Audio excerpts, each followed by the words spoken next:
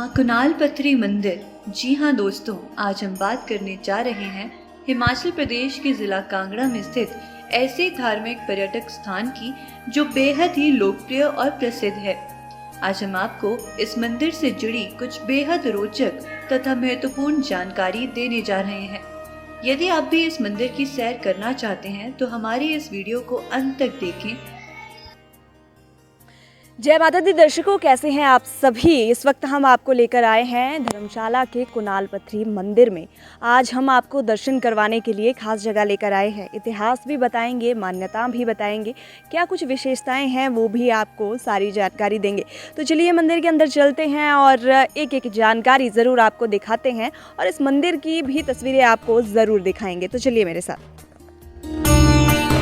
जैसा कि आप जानते हैं, हिमाचल प्रदेश को देवभूमि के नाम से देश विदेश में जाना जाता है, जिसकी वजह से यहाँ स्थित लोकप्रिय और प्रसिद्ध धार्मिक स्थान है।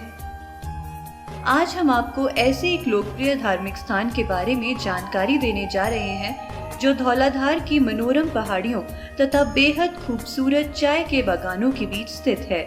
जी हाँ दोस्तों, हम बात कर रहे हैं माँ कुणाल पथरी मंदिर, जिन्हें कपालेश्वरी के नाम से भी जाना जाता है। यह माँ कपालेश्वरी देवी मंदिर बेहद अनूठा और विशेष भी है। इस मंदिर में माँ के कपाल के ऊपर एक बड़ा पत्थर भी स्थित है जो कुणाल की तरह विराजमान है।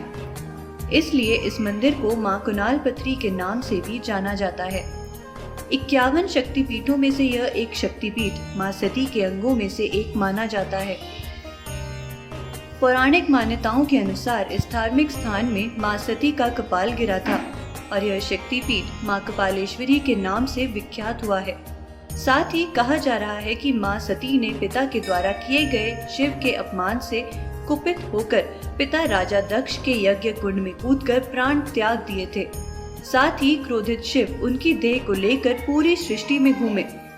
ऐसे में शिव का क्रोध शांत करने के लिए भगवान विष्णु ने चक्र से माता सती के शरीर के टुकड़े टुकड़े कर दिए तथा शरीर के ये टुकड़े धरती पर जहाँ जहाँ गिरे वह स्थान शक्तिपीठ कहलाए।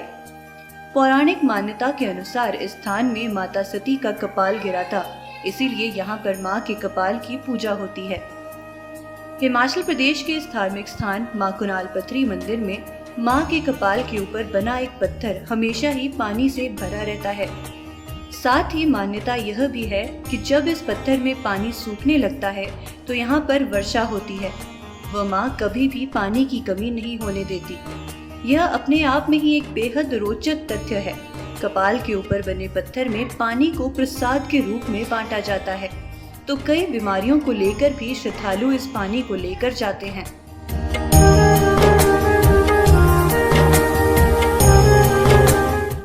जय माता दी दोस्तों, मंदिर के अंदर अब हम पहुंच चुके हैं और इतिहास क्या कुछ है, क्या मान्यता है और कौन सी चीज़ जो है सबसे ज़्यादा प्रसिद्ध है इस मंदिर के बारे में यहाँ बैठे पुजारी से ज़रूर बातचीत करेंगे और ज़रूर जानेंगे। सर बहुत बहुत स्वागत है हिम एक्सप्रेस टीवी में।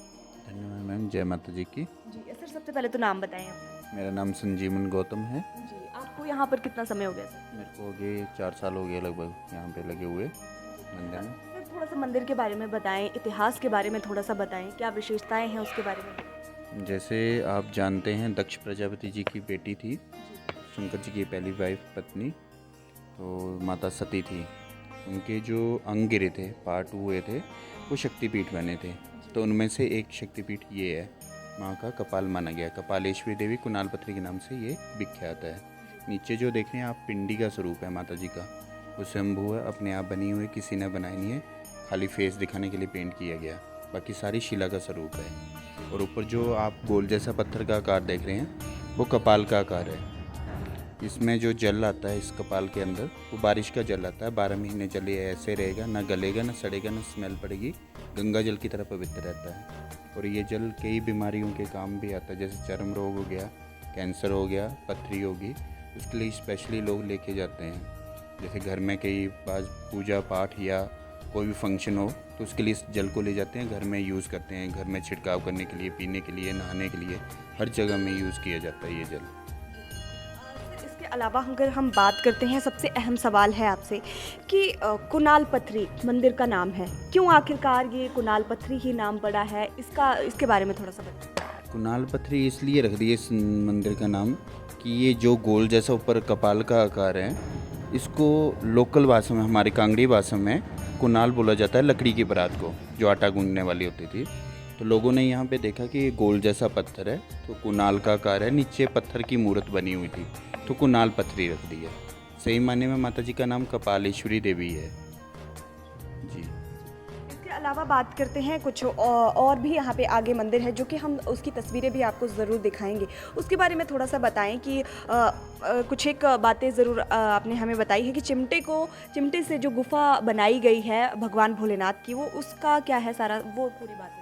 वो ये सामने जो है शंकर जी के गुप्तेश्वर महादेव नाम रखा है इनका।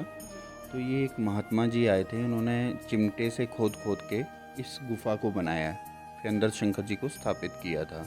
क्योंकि वो जब पहले यहाँ पे आए तो यहाँ पे जंगल था, कुछ नहीं होता, मंदिर भी नहीं था इवन यहाँ पे। तो उन्होंने तप किया, पूजन पाठ किया, तो उन्होंने माता जी ने सपने में दर्शन दिए थे, तो फिर उन्होंने बोला कि यहाँ पे शंकर जी का भी स्थापना होनी चाहिए, तभी मेरा शरीर परिपूर्ण माना जाएगा। क्योंकि शक्तिपीठ जितने भी हैं वहाँ पे शंकर जी साथ में ही होते हैं। तो तब उन्होंने ये गुफा सारी चिमटे से खोद करके बनाई है और शंकर जी की यहाँ पे स्थापना की थी। दर्शकों देखिए, पंडित जी ने बहुत ही अहम जानकारी दी है, और साथ ही साथ अगर हम बात करते हैं तो मंदिर के बारे में बहुत सारे कम लोग हैं जो शायद जानते हों। कहीं ना कहीं इतिहास जो है इसका अपने आप में बहुत बड़ा है, लेकिन बहुत से कम लोग हैं जो इस बारे में जानते हैं। आप अपना कर सकते हैं। इसके साथ साथ थोड़ी सी बात की जाए, यहाँ पे सबसे जो बड़ी बात है वो यहाँ का जल है। यहाँ का जल जो है प्रत्येक बीमारियों में जो है उसका वो काम में आता है, और बहुत ही मान्यता है उस जल की।